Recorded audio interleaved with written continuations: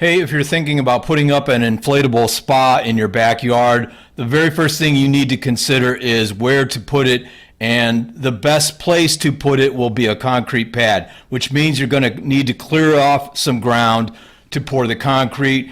And I just wanted to show you this relatively compact space that we set aside for our inflatable spa. And it's not very big. You don't need a lot of room. That's one of the advantages to having an inflatable spa.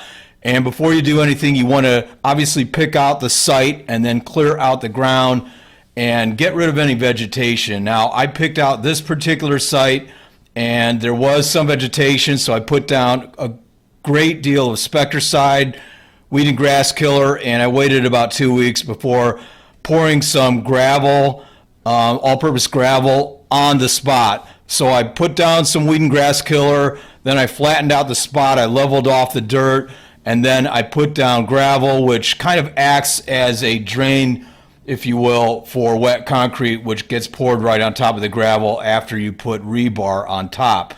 Plan for a depth of 3.5 to 4 inches of concrete. In this case, we were pouring concrete right alongside an existing concrete walkway and patio. So I made sure to dig deep enough so that we had 3.5 inches at any given spot to butt up against the existing concrete. And be aware, you need to allow for gravel, you need to allow for rebar. Now, this particular concrete pad measures 90 inches by 90 inches, so it's square. We knew that we were going to purchase an inflatable spa that measured at 80 inches across. It's a circular spa. It's 80 inches diameter, so that gives us about a half foot on any given side of the spa. Here you can see the gravel's down. I put down some old bricks and then put some rebar on top of the bricks. And now we're ready to go for concrete as our four-legged canine foreman looks on. I did all the prep work myself up to this point. Then I brought in a three-man crew that poured and smoothed out the concrete.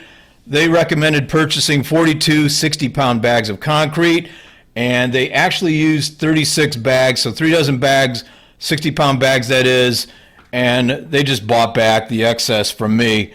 And having that crew was a big help. I never would have been able to pour and smooth out the concrete even with help in a day's time. These guys did it in a day's time, so any money I spent was absolutely worthwhile.